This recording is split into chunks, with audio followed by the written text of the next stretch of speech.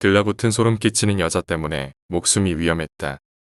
2년 전 여름 나는 오토바이로 홋카이도 투어링에 나섰다. 목적은 홋카이도 일주. 일정은 3일간. 마음 내키는 대로 떠난 나 홀로 여행이다. 홋카이도는 예상한 것 이상으로 아무것도 없었다. 마을에서 마을까지 100km를 넘을 때도 있다. 그 사이 편의점은커녕 자판기조차 없다. 마음 편하게 장거리 투어링을 즐기는 게 좋지만 정말로 장거리 투어링을 좋아하는 사람이 아니면 고생에 지나지 않는다.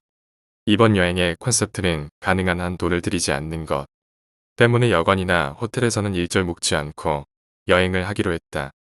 여행 도중에 걱정이라고는 주유소가 마을에만 있다는 것. 24시간 운영이라는 건 노매이다. 대개의 주유소는 19시에는 문을 닫는다. 이른 곳은 17시에 닫는 곳도 있었다. 내 오토바이는 연비가 나빠서 연료를 가득 채우고도 160km밖에 달리지 못한다. 일정은 3일간이었다. 밤에도 달리지 않으면 제때에 도착할 수가 없다. 하지만 나는 머리가 나쁜 건지 가솔린 휴대캔의 준비를 잊고 말았다. 더욱이 4일 뒤에는 출근을 해야 돼서 빠듯한 일정이었다. 제때에 도착할 리가 없다.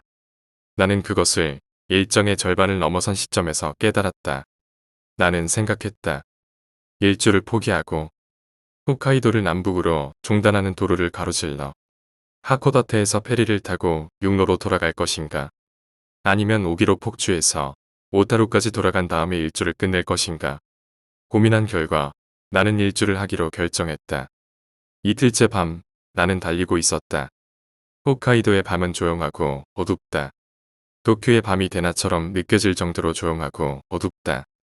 주위는 나무들이 드리워져 마치 나를 덮어버리려는 듯이 우뚝 솟아있다. 긴장을 늦추면 나무들 속으로 삼켜질 것만 같은 심원을 느끼게 한다.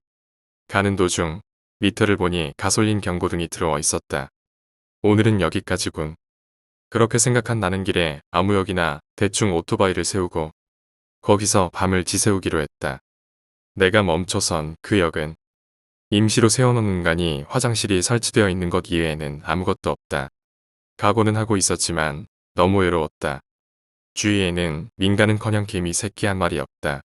작은 가로등만이 나와 오토바이를 비추고 있었다.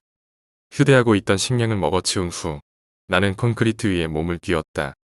달이 무척 예뻤다. 이렇게 예쁜 달을 도쿄에서는 볼 수가 없다. 나는 홋카이도에 온 것을 약간 기쁘다고 생각했다. 변함없이 나무들에 둘러싸인 시몬의 어둠 속에서 나는 잠을 청했다. 잠이 들었을 때 정적을 가르는 차 엔진 소리가 들려왔다. 시간은 2시. 이런 한밤중에 달리는 사람이 홋카이도에도 있네 그렇게 생각하고 눈을 떴다. 어떤 차가 이런 한밤중에 홋카이도를 달리고 있는 걸까? 흥미를 가진 나는 도로가로 고개를 내밀었다. 이렇다 할 것도 없이 그냥 트럭이었다. 나는 다시 자기 위해 몸을 돌려 누웠다. 그때 살짝 이상한 느낌이 들었다. 간이 화장실의 문이 열려 있었다.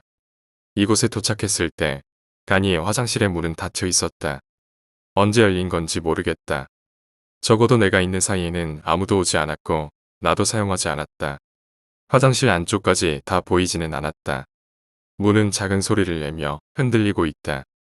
조금 다가가니 하얀 옷자락 같은 게 보였다. 누가 있는 건가? 나는 화장실 안을 들여다봤다. 순간 나는 심장이 빠르게 뛰기 시작하고 온몸의 모공이 한순간에 열려버린 듯 했다. 웬 여자가 목을 메고 있었다. 나는 기겁했다. 24년 동안 살면서 이렇게 놀란 적은 없었다. 언제부터? 왜? 어째서? 이런 말들만 머릿속에 맴돌았다. 온몸을 바들바들 떨었다. 식은땀이 온몸을 기어다니듯이 흐르고 있었다. 어찌됐든 경찰에 연락하지 않으면 안 돼. 그렇게 생각한 나는 오토바이에 놔두었던 핸드폰을 가지러 갔다. 그 순간 크게 무언가를 치는 소리가 들렸다. 너무 놀란 나머지 나는 그 자리에 주저앉았다. 뒤돌아보니 여자가 화장실 앞에 서서 나를 보고 있다. 여자는 떨고 있는 내게서 눈을 떼지 않은 채 천천히 오른팔을 올려 화장실을 쳤다. 여자의 힘으로 쳤다고는 생각되지 않는 큰 소리가 울렸다. 현실과 동떨어진 광경에 나는 울고 싶었다. 여자의 목에는 로프가 감겨 있었다.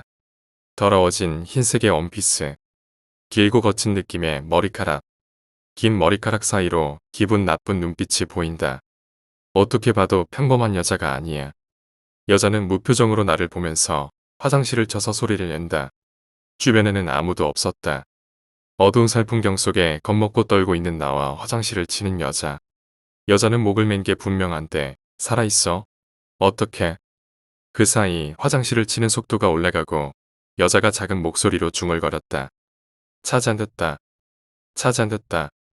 피가 거꾸로 흐르는 것 같았다. 뭐야? 뭐냐고, 너? 나는 큰 소리로 물었다. 장난치는 거야. 이런 아무도 없는 곳에서 이런 기분 나쁜 짓 하는 거 아니야. 여자는 손을 멈추고 그대로 천천히 손을 떨궜다. 어째서? 라고 중얼거린다. 피가 다시 거꾸로 흐르는 것 같다. 어째서? 의미를 모르겠어? 묻고 싶은 건 이쪽이라고. 뭐라는 거야, 멍청이가. 빨리 꺼져버려. 여자는 고개를 들고 나를 노려본다. 싫어. 여자는 그렇게 말하고 자신의 왼팔을 물어뜯었다. 싫어. 혼자는 싫어. 중얼거리면서 여자는 자신의 왼팔을 물어뜯는다. 피가 뿜어져 나오는데도 물어뜯는 것을 멈추지 않는다.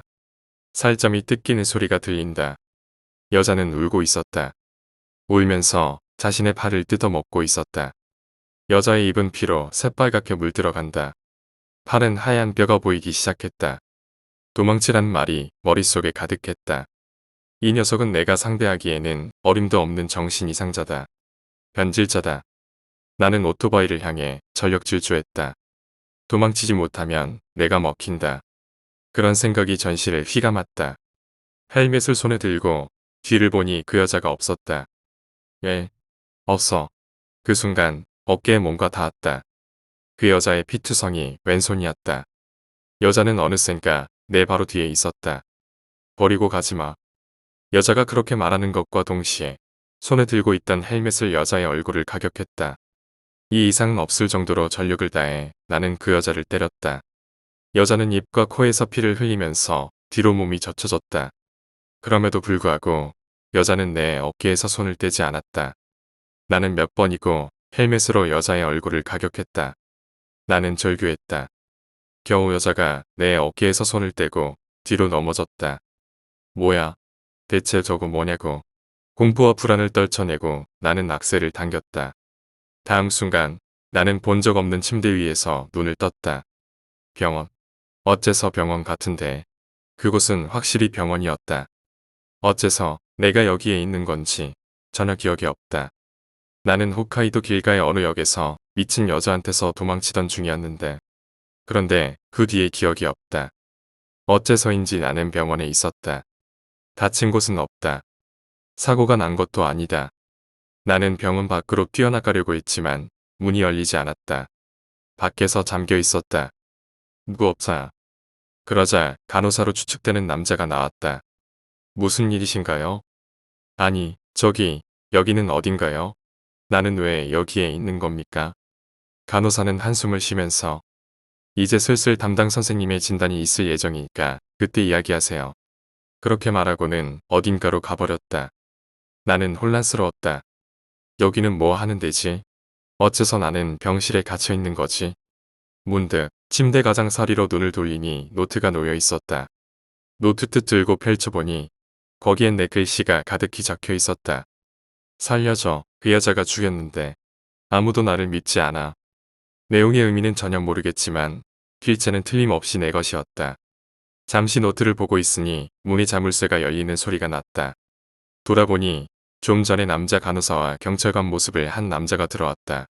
경찰관이 나에게 수갑을 채웠다. 잠깐만요. 왜 수갑을 채웁니까? 경찰관은 아무 말도 않은 채 나를 때렸다. 넘어진 나를 내려다보면서 경찰관은 얌전히 굴어라고 했다. 두 남자에게 이끌려 나는 진찰실이라고 쓰인 방에 들어갔다. 베개를 입은 의사로 보이는 남자가 기다리고 있었다. 두 남자는 방을 나갔고 나와 의사 두 사람만이 남았다. 상태는 어떠신가? 의사가 물었다. 무슨 뜻인지 모르겠습니다. 어째서 제가 이런 곳에 있는 겁니까? 나는 분명히 홋카이도에 있었습니다. 나는 집에 돌아가고 싶습니다. 집에 가게 해주세요. 자네에게는 돌아갈 곳이 없네. 네. 자네는 소지하고 있던 헬멧으로 여성을 살해해 경찰에 잡혔네. 그 후 심신상실이라고 진단되어 이 병원에 격리된 것이고 자네는 사회적으로 완전히 말살되었고 돌아갈 장소도 전부 처분되었다네.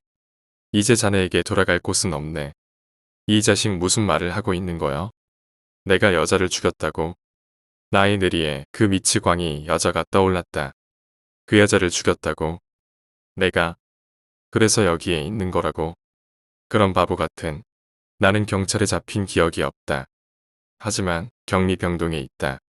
그것은 내가 정신 이상자이고 기억이 애매한 것도 정신 이상자라서. 아니야.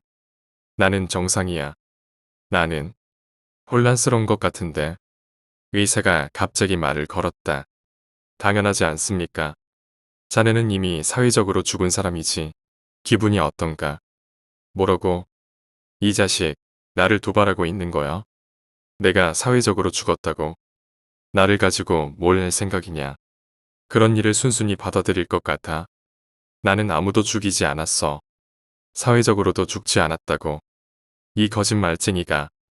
아니, 너는 살인을 했어. 그러니 너는 죽어서 그녀와 영원히 함께하는 거야. 죽어서 영원히 그녀와 함께하는 거야. 죽어라. 죽어. 뭐라고 짓거리는 거야. 이 새끼야. 격앙된 나와 뜻 모를 말을 하는 의사. 현실과 동떨어진 이상한 공간이었다. 그때 나의 목에 미지근한 것이 감겨왔다. 굵은 피투성이의 왼팔. 등골을 타고 오싹한 기운이 흘렀다. 찾아듣다. 그 여자였다. 나는 절규했다. 더 이상의 소리는 낼 수 없다고 느낄 정도로 절규했다. 나는 여자가 어둡고 음습하고 차가운 벽에 둘러싸인 영혼의 감옥처럼 느껴졌다. 의사가 일어서서 내 양어깨를 잡았다. 너는 나나코를 죽였다. 너는 죽어서 나나코와 영원히 함께 있어야 해. 이제 나는 무리야. 이 아이는 어둠 속에서 죽었다. 이 아이의 고독을 내가 함께 해줘. 그 순간 눈앞이 녹색으로 물들었다. 정신을 차리고 보니 나는 도로가의 풀숲 한가운데 쓰러져 있었다. 어디에도 상처는 없다. 오토바이도 옆으로 넘어져 있었지만 무사하다. 꿈을 꾼 건가? 주위를 둘러보니 그 길가에 역이 보인다. 간이 화장실은 없었다. 시간은 8시. 나는 뭘 하고 있었지? 이상한 체험이었다. 분명 나는 꿈이나 환상에 홀려 있었던 거겠지. 그 후 나는 무사하게 홋카이도 일주를 마치고 집으로 돌아왔다. 사실을 말하자면 그 뒤에도 그 여자는 나를 따라다녔다. 그 이야기는 나중에 한가할 때 다시 쓰겠다. 지금 결과적으로는 더 이상 그 여자는 없다. 어느 영능력자 덕분에 그 여자를 퇴치할 수 있었다. 나는 그 영능력자가 없었다면 미쳐서 죽었을지도 모른다. 홋카이도 투어링으로부터 3개월. 나는 지금 도네역 앞에 있는 광장의 벤치에 앉아있다. 여름의 더위가 끝나고 거리의 겨울의 기색이 감도는 바람이 부는 가을이었다. 계절의 흐름으로 거리의 색이 바뀌어 가듯이 3개월간 나의 인생도 크게 변했다. 나와 함께 홋카이도를 여행했던 오토바이는 이제 없다. 트럭이랑 정면 충돌을 해서 형체도 없이 대파했다. 나는 그 사고로 왼 다리와 왼팔, 왼쪽 쇄골과 늑골 4개가 골절한 중상을 입었다. 전치 5개월이었다. 살았다는 건 고마운 일이지만 회사에서는 전치 5개월의 환자는 불필요하다고 판단해 서류 한 장으로 나를 해고했다. 덕분에 오토바이도 잃고 직장도 잃고 남은 건 얼마 있지도 않은 적응과 만신창이가 된 몸뿐. 다행히 후유증 없이 회복할 것 같은 느낌이지만 왼팔의 회복이 묘하게 늦다. 왼 다리, 늑골, 쇄골은 이미 대부분 낫고 있는데 왼팔은 아직 부러진 채로 있다. 의사도 이상해했다. 나도 그렇게 생각한다. 그때 나는 어째서 사고를 일으켰던 건지 도무지 기억나지 않는다. 의사는 사고의 충격으로 인한 일시적인 기억장애라고 했다. 하지만 지금은 그런 건 아무래도 좋다. 나는 완전히 사회로부터 일탈하고 있었다. 가령 상처가 치유된다 해도 나는 돌아가야 할 직장이 없다. 나는 완전히 살아갈 자신을 잃고 있었다. 이대로 나는 사회 부적합자가 되고 마른 잎처럼 썩어 허무하게 죽게 되는 건 아닐까. 그런 것들만 생각하고 있었다. 내가 지금 역 앞 광장의 벤치에 앉아 있는 이유는 일주일 전으로 거슬러 올라간다. 나는 병원에 가기 위해서 이 역을 이용하고 있다. 몸은 내가 생각하는 대로 움직여주지 않았다. 갑작스러운 사람의 물결 속에서 발이 멈춰버려 바닥으로 고꾸라졌다. 그때 나를 도와준 사람은 단 한 사람도 없었다. 아주 잠깐 내 쪽을 쳐다만 보고는 모두 지나가 버린다. 그래도 상관없었다. 도와주기를 바라지 않았다. 질투하는 마음이다. 원망스러운 마음은 없다. 그저 자신이 비참해 견딜 수가 없었다. 약하다는 것은 고독하고 비참한 감정을 끌어낸다. 매일 울고 싶은 마음이었다. 역전 광장의 벤치에 앉아 나는 쉬고 있었다. 사람들의 흐름을 보며 나는 평범했던 일상을 떠올리고 있었다. 그때로 돌아가고 싶어. 예전으로 돌아간다면 얼마나 좋을까? 갑자기 젊은 남자가 내 옆에 앉았다. 형님, 위험해 보이네. 젊은 남자가 나에게 말을 걸었다. 나는 대꾸하지 않은 채 사람들을 보고 있었다. 별로 이상한 거 아니야. 그저 지금 형님을 보고 있자니 도움이 필요할 것 같아 보여서 말이야. 도움? 도움 같은 거 필요 없어. 몸이 나으면 자력으로 살아갈 수 있어. 젊은 남자는 한숨을 쉬는 듯 담배 연기를 뱉어냈다. 그 몸은 더 이상 낫지 않아. 낫는다고 해도 다시 같은 일이 반복될 뿐이야. 나는 대꾸하지 않고 사람들을 보고 있었다. 대꾸할 기력도 없다. 일주일 후에 다시 이곳으로 와. 그러면 우리들이 형님의 힘이 되어줄 테니까. 그렇게 말한 젊은 남자는 자리를 떴다. 나는 허공을 바라보고 있었다. 나는 저런 놈에게 그런 말을 듣을 정도로 보잘것없어졌다는 건가. 그날 밤 나는 아파트의 침대 위에 누워 있었다. 누나가 가끔 나를 보살펴주러 오는 것 외에는 아무도 찾아오지 않는다. 나는 좁은 아파트 안에서 그냥 천장을 바라보고 있었다. 잠시 잠들었나 싶었는데 문득 잠이 깨버렸다. 천장에 구멍이 뚫려 있었다. 그것도 한 사람이 드나들 수 있을 것 같은 커다란 구멍이. 갑자기 나타난 천장의 구멍에 놀란 나는 몸을 일으키려 했지만 마치 구속복에 묶인 것처럼 몸이 움직이지 않았다. 일순간 패닉 상태가 되었다. 천장의 한 점만을 응시한 채로 꼼짝할 수가 없다. 어떻게든 몸을 움직이려고 발버둥 치는 나의 귓가에 무언가 질질 끄는 소리가 들렸다. 소리가 나는 곳은 천장의 구멍 안. 전신에 경계 신호가 흐르기 시작했다. 위험한 기운이 천장의 구멍 안으로부터 가득 차서 넘치고 있었다. 나는 눈을 감았다. 이건 꿈이라고 스스로를 다독였다. 일어나자, 일어나자, 필사적으로 빌었다. 눈을 뜬 순간 나는 내 눈을 의심할 수밖에 없었다. 홋카이도에서 만났던 미친 여자가 천장의 구멍 안에 있었다. 심장이 터질 듯이 세차게 뛰기 시작했다. 미친 여자는 입을 다문 채 나를 보고 있었다. 꼼짝도 할 수 없는 나는 그저 떨고 있을 뿐이었다. 미친 여자의 입이 마치 껌을 씹는 듯 우물우물 기묘하게 움직였다. 여자의 입에서 천천히 피가 흘러내렸다. 그 피가 방울이 되고 내 얼굴에 달라붙는다. 여자가 입에서 토해낸 피는 사람의 피라고는 생각되지 않았다. 차가웠다. 시체의 피. 그렇게밖에 생각되지 않았다. 나는 소리를 질렀다. 누구라도 좋아. 알아차려줘. 누가 좀 도와줘. 내 얼굴 전체가 피로 덮였음에도 계속 여자가 피를 토해내고 있었다. 나는 소리를 질렀다. 마음속에서부터 외쳤다. 도움을 바라며 미친 듯이 소리를 질렀다. 그러자 여자는 구멍에서 기듯이 몸을 끌어내더니 그대로 천장에서 떨어졌다. 심장이 멎을 듯 했다. 떨어진 여자는 천장에 매달린 듯 목을 매달고 있었다. 차가울 정도로 무표정인 얼굴로 나를 내려다보고 있다. 여자의 입에서 대량의 피가 흘러내리고 있었다. 차가운 피가 여자의 하얀 원피스를 붉게 물들였다. 느닷없이 여자가 매달린 로프가 끊어졌다.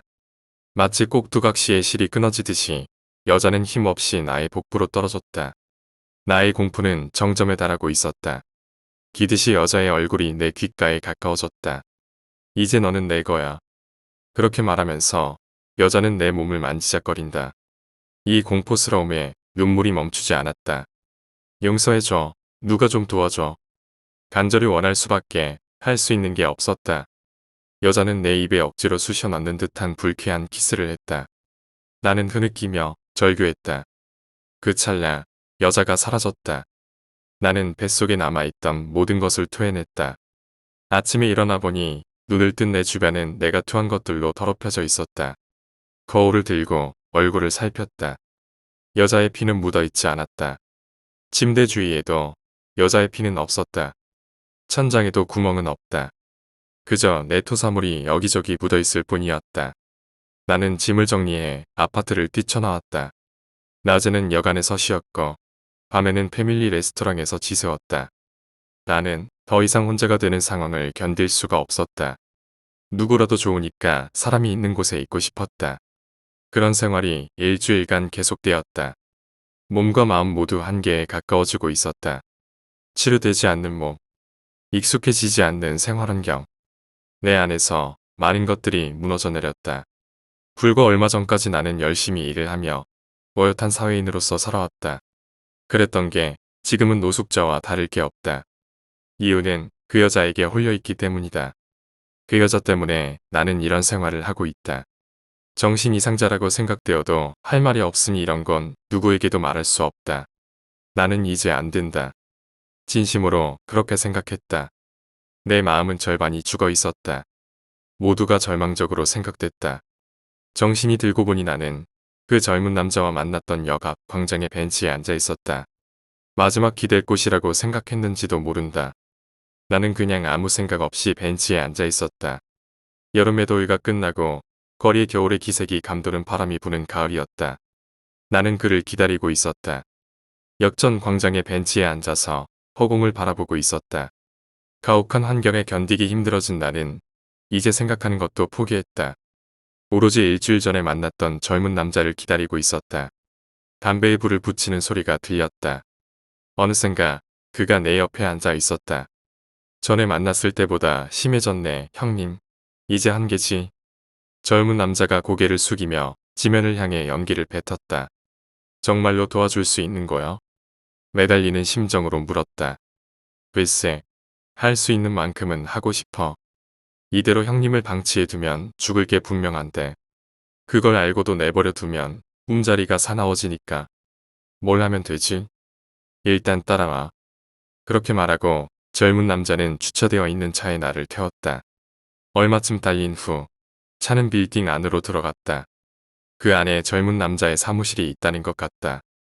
엑스탐정 사무소라고 쓰인 곳. 이곳이 젊은 남자의 사무실.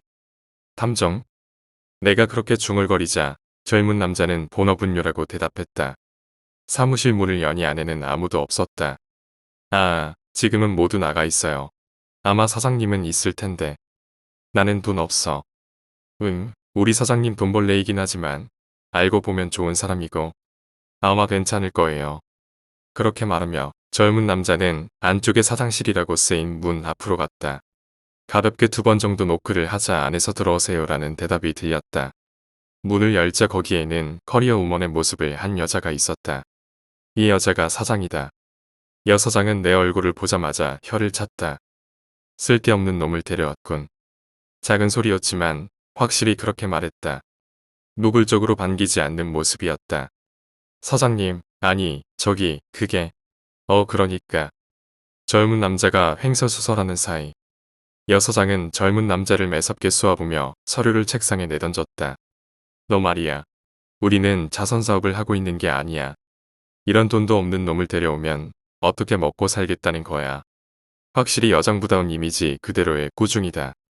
아니, 그렇지만 사장님도 보면 알잖아요. 이 사람 이대로 두면 죽는다고요. 이 바보가 오지랖도 정도껏 하라고. 고개를 떨구는 젊은 남자. 아무래도 이 녀석은 진심으로 나를 돕고 싶어하는 것 같았다. 고마운 이야기지만 나는 타인에게 폐를 끼치면서까지 도움을 구할 생각은 없다. 나는 발길을 돌려 사무실을 나오려고 했다. 그러자 여 사장이 나를 불러 세웠다. 기다려봐. 청년 노숙자 씨. 이 녀석이 말한 것처럼 당신은 이대로라면 죽어. 어쩔 셈이지. 아까부터 어째서 내가 죽는다고 그렇게 단정지어 말하는 겁니까? 뭔가 확신할 수 있는 게 있는 겁니까? 나는 확실히 막다른 골목에 몰려 있습니다. 그리고 당신이 말한 대로 땡전 한 푼 없지만 이 젊은이에게 폐를 끼칠 생각도 없으니 이만 돌아가겠습니다. 여 사장이 담배에 불을 붙이고 연기를 뱉어냈다. 타인에게 폐를 끼치지 않으려는 자세는 마음에 드는군. 그러면 그 나름이라도 다른 사람에게 도움이 될 생각 없어? 무슨 말입니까? 방법이 있다는 얘기지. 설마, 사장님. 젊은 남자의 얼굴이 새파래졌다. 당신, 아까 나한테 무슨 확신이 있어서 자신이 죽는다고 말하는 거냐고 물었었지. 나는 끄덕였다. 당신, 아무래도 성가신고에 홀렸어. 목을 맨 더러운 원피스를 입은 여자. 짐작 가는 거 있지? 나는 놀랐다. 그 여자 얘기를 지금까지 아무한테도 한 적 없다. 놀랐나 보네. 뭐, 나도 본업은 탐정이지만 부업으로 영과 관련된 일도 하고 있어. 그건 그렇고 그 반응 좋은데. 응, 좋아해. 그런 얼굴. 나는 생각했다. 본업이 탐정이고 부업이 영능력자. 정말 이상했다. 여기 있어도 괜찮은 걸까? 하지만 그 미친 여자의 일을 맞췄다. 그것도 사실이다. 하지만 그 미친 여자가 영혼이었나? 내 착각이었던 건 아닐까? 아까 말했던 좋은 방법이란 거는 뭡니까? 여사장이 쓴 웃음을 지었다. 아무도 좋은 방법이라고는 하지 않았어.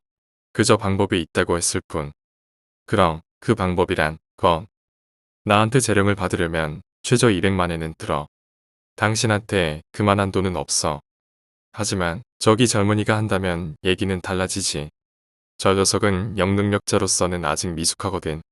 그러니까 저 녀석의 실습을 겸해서 재령을 하게 해준다면 돈은 들지 않아. 반대로 이쪽에서 사례금을 지불하지. 단, 몸의 보증은 해줄 수 없어. 1절. 그렇게 말한 여사장은 미소를 지으며 담배를 비벼 껐다. 그 얘기를 들은 젊은 남자는 머리를 움켜쥐고 하늘을 바라보며 오 마이 갓 이라고 중얼거렸다. 저기 사장님 나더러 어쩌란 거예요? 젊은 남자의 질문에 여사장은 뭐라 고말하며 불편한 심기를 드러냈다. 지금부터 클라이언트와 문진, 그 후에 재령 방법을 검토하고 계획서를 쓰고 내일까지 나한테 제출하도록. 알았지? 네. 아니, 그렇지만 됐으니까 얼른 일 시작하라고 멍청이. 여사장은 격양된 목소리로 우리들을 내쫓았고 우리들은 사무실을 빠져나왔다. 그 후 우리들은 찻집으로 들어갔다. 좋은 가게죠. 여기 사장님 가게예요. 젊은 남자가 그렇게 말하며 익숙한 태도로 자리에 앉았다. 자리는 개인실처럼 되어 있어서 주위의 얘기가 들리지 않는다. 두 사람 다 커피를 주문했고 젊은 남자가 노트북을 꺼냈다. 그럼 형님, 지금부터 문제를 시작하겠습니다. 준비되셨습니까? 신경 쓰이는 게 있는데. 뭔가요? 그쪽 말이야. 조금 전까지 반말이더니 갑자기 존댓말을 쓰고 있어. 어째서지? 형님이 정식으로 저의 클라이언트가 되셨기 때문입니다. 사실은 사장님이 해주길 바랬지만 어쩔 수 없네요. 제가 실습으로 형님의 재령을 한다면 회사에서 인재 육성비로 예산이 나옵니다. 형님에게도 사례금으로 2만 엔이 지불됩니다. 어찌 보면 금전적으로는 이것이 최선의 방법이겠네요. 단지 제가 정말로 미숙하기 때문에 일절 몸의 보증을 해드릴 수 없습니다. 하지만 전력을 다하겠습니다. 어설프게 손을 대면 저도 죽게 되니까요. 그렇게 말하면서 존은 상냥한 미소를 지었다. 뭘 말하고 싶은지 대충 알겠어. 단지 나는 영이라든가 그런 것은 잘 몰라. 솔직히 이번 미친 여자의 일도 나의 정신질환에 의한 환상이나 착각이라고 생각했다. 그러니까 갑자기 영이라든가 그런 얘기를 들어도 갈피를 못 잡겠어. 역시 그렇군요. 그럼 잠시 영혼에 대해서 설명하겠습니다. 믿는 것도 믿지 않는 것도 형님의 자유입니다. 나는 작게 끄덕였다. 그와 동시에 조금 슬퍼졌다. 나는 바로 얼마 전까지도 평범한 샐러리맨이었다. 그랬던 게 지금은 영이니 뭐니 이상한 것과 얽혀버렸다. 먼저 우리들이 클라이언트에게 영에 대해 설명할 때 B씨를 예로 듭니다. 네, B씨.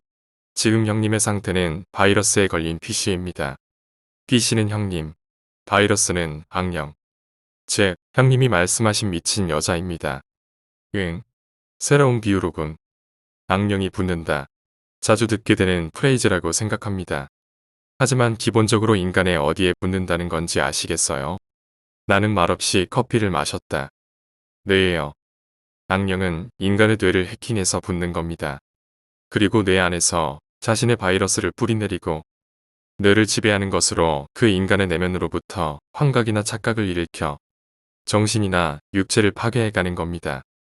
개인의 뇌 안에서 발생한 것이니 다른 사람들이 인식하는 것은 어렵습니다. 일반적인 영이라면 인간이 태어날 때부터 갖고 있는 방화벽은 수호령을 돌파하는 것이 불가능합니다. 하지만 드물게 강력한 해킹 능력을 가진 악령도 있습니다. 우리들 영능력자는 바이러스는 악령과 같게 사람의 뇌 안으로 침입할 수 있습니다. 영능력은 곧 해킹 능력입니다. 우리들의 일은 악령은 바이러스에 걸린 인간의 뇌에 들어가서 부자는 즉 재령하는 것입니다. 뭐가 뭔지 모르겠다. 혹시 나는 관련되면 안 되는 세계에 발을 들인 건가? 불안한 마음으로 가득했다. 여기까지 질문 있으십니까? 젊은 남자는 그렇게 말하면서 노트북에 무언가를 열심히 치고 있었다. 어째서 그 악령이라는 게 나한테 들러붙은 거지? 나와는 아무 관련이 없는 여자인데 말이야. 젊은 남자는 열심히 노트북 키보드를 두드리면서 질문에 답했다. 들러붙은 것은 우연이라는 표현이 적절할지도 모릅니다. 우연히 들러붙었다는 거요? 네. 우연히 침입하기 쉬운 사람을 만났다. 아마 그뿐일 겁니다.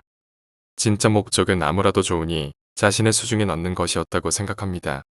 악령은 산 인간을 죽이고 수중에 넣는 것으로 세력을 확대시킵니다. 형님을 베이스로 삼고 한 단계 더 업그레이드를 노리고 있겠지요. 무엇을 위해? 아마 외로움을 달래거나 원한을 달래기 위해. 혹은 둘 다라고 해도 되겠지요. 그런 짓을 해도 무의미할 뿐인데 말이죠. 오히려 역효과입니다. 그녀가 원하는 것들은 영원히 이뤄지지 않습니다. 꽤나 제멋대로인 테러리스트 같군. 하나 더 궁금한 게 있어. 존이라고 부르세요. 동료들은 그렇게 부릅니다. 본명이 말하기 힘든 이름이어서. 존이라 옛날 집에서 기르던 개와 같은 이름이다. 그럼 존, 아까 너는 사장이 재령을 하라고 했을 때 머리를 움켜쥐면서 오마이갓이라고 했지. 그것과 어설프게 손으로 대면 자신도 죽는다라고 했던 것에 대해서 설명을 듣고 싶어. 아, 들으셨어요? 응, 뭐라고 해야 되지? 솔직히 말하면 제 손에서 감당할 수 있는 상대가 아니라고 생각했습니다. 감당할 수 없다니. 형님, 짐작 가는 일 없으세요? 의사, 경찰관, 간호사. 이 세 명의 남자. 놀랐다. 이 녀석이 어떻게 그 일을 알고 있지? 짐작 가는 것이 있어. 그들은 형님이 말씀하신 미친 여자가 지금까지 죽여온 사람들입니다. 지금은 완전히 그녀에게 속해 그들이 그녀의 방어벽이 되어 있습니다. 죽여왔다고? 네. 지금의 형님과 마찬가지로 달라붙어 괴롭힌 결과 죽게 된 겁니다. 그 중에서도 의사와의 연결이 강해요. 아마도 최초의 피해자이고 부모와 자식 사이였는지도 모릅니다. 나는 홋카이도에서의 사건을 떠올리고 있었다. 제 손에서 감당할 수 있을까? 라고 했던 것은 그 세 명의 이유입니다. 사장님은 형님을 본 순간에 미친 여자의 모습이 보이는 곳까지 들어갔습니다. 하지만 저에게는 지금도 그녀의 모습은 보이지 않아요. 방어벽인 세 사람을 볼 수 있는 곳까지만 들어갈 수 있었습니다. 홋카이도에서 본 환상. 그 병원 안에서 만났던 세 명도 그 여자에게 살해당했다고. 만약 억지로 그들을 돌파하려고 해도 그들에게 발이 묶이게 되겠죠. 그 틈에 여자가 제 안으로 침입하고 지금의 형님처럼 저에게도 들러붙을 겁니다. 만약에 그렇게 된다면 이 목숨도 위험해요. 그럼 그때 의사가 했던 말의 의미는 나나코, 그 여자의 이름인가? 방법을 생각하겠습니다. 저도 이 장사에 목숨을 걸었으니까요. 사회적으로 말살. 나는 이제 무리야. 고독을 함께해. 나는 한 번에 불가사의한 정보들을 떠올렸기 때문인지 머리가 혼란스러웠다. 형님, 왜 그러세요? 존의 말에 정신을 차렸다. 머리가 혼란스러웠다. 저기, 존. 만약 이대로 아무것도 하지 않고 방치하면 나는 어떻게 되는 거야? 존이 타자를 멈췄다. 죽습니다. 사고사, 경사, 자살자는 예언자가 아니기 때문에 사인까지는 알지 못하지만 그 미친 여자는 지금까지 3명이나 죽였어요. 너무 위험한 여자예요. 살해당할 가능성이 굉장히 높아요. 나는 머리를 움켜쥐었다. 미쳐버릴 것 같았다. 존 내가 지금까지 그 여자를 본 건 2번이야. 그 얘기를 할게. 나는 존에게 홋카이도에서의 사건, 그리고 처음 존과 만난 날 밤의 사건을 얘기했다. 존은 진지한 표정으로 내 얘기를 들었다. 얘기가 끝난 뒤 존의 첫 마디는 예상했던 것 이상으로 복잡하군요. 였다. 그렇게 복잡한 건가? 복잡합니다. 형님, 그 병원에서 이것은 현실이 아니라고 위화감을 느끼지 못하셨나요? 위화감은 없었어. 아직까지도 그건 현실처럼 느껴진다.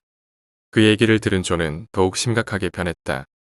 그렇게까지 리얼한 병원을 형님의 머릿속에 만들어냈다. 게다가 동시에 3명을 그 장소에 나타냈다. 이것은 여전 아나코였나요? 그 녀석이 형님의 머릿속을 꽤 깊은 부분까지 침식하고 있다는 것. 그리고 그 3명을 완전히 장악하고 있다는 것입니다. 대단하군요. 이건. 나는 할 말을 잃었다. 갑자기 바닥 없는 깊은 늪에 빠진 것 같았다. 형님, 솔직하게 제가 느낀 점을 말하겠습니다. 그래. 지금까지 살아계신 게 장합니다.